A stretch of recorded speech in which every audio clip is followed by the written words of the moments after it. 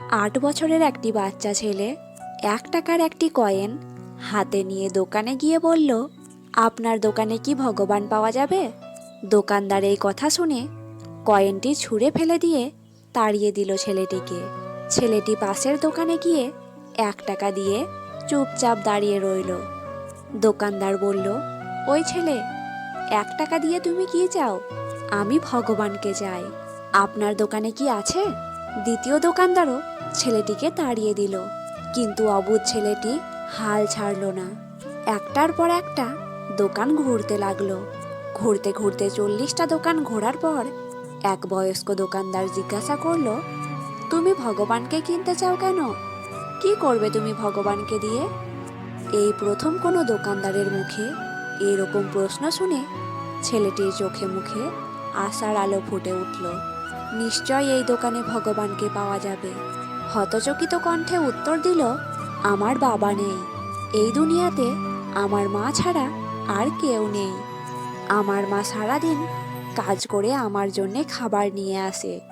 আমার মা এখন হাসপাতালে। মা মরে গেলে আমি কি খাবো? ডাক্তার বলেছে একমাত্র ভগবানই পারে আমার মাকে বাঁচাতে। আপনার দোকানে কি ভগবানকে পাওয়া যাবে? দোকানদারটি বলল, হ্যাঁ, পাওয়া যাবে। কত টাকা আছে তোমার কাছে? ছেলেটি উত্তর দিল, মাত্র 1 টাকা। সমস্যা নেই, 1 টাকাতেও ভগবানকে পাওয়া যাবে।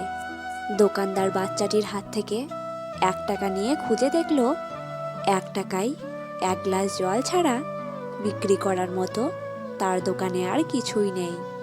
তাই ছেলেটিকে ফিল্টার থেকে 1 গ্লাস জল ধরিয়ে দিয়ে বলল, এই জল খাওয়ালেই তোমার মা সুস্থ হয়ে যাবে। পরের দিন একদল মেডিকেল স্পেশালিস্ট ঢুকলো সেই হাসপাতালে। ছেলেটির মায়ের অপারেশন হলো। খুব দ্রুতই তিনি সুস্থ হয়ে উঠলেন। ডিসচার্জের কাগজে হাসপাতালের বিল দেখে মহিলার অজ্ঞান হওয়ার মতো অবস্থা। ডাক্তার ওনাকে আশ্বস্ত করে বললেন, টেনশনের কিছু নেই। একজন বয়স্ক ভদ্রলোক আপনার সব বিল পরিশোধ করে দিয়েছেন, সাথে একটি চিঠিও দিয়েছেন।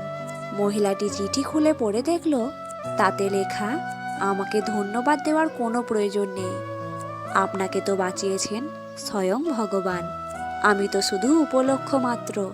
বরং ধন্যবাদ দিন আপনার অবুঝ বাচ্চাটিকে, যে 1 টাকা হাতে নিয়ে অবুঝের মতো ভগবানকে খুঁজে বেরিয়েছেন। তার বুক ভরা বিশ্বাস ছিল একমাত্র ভগবানই পারবে আপনাকে বাঁচাতে। বন্ধুরা, এরই নাম বিশ্বাস। ভগবানকে খুঁজে পেতে কোটি টাকার দরকার হয় না।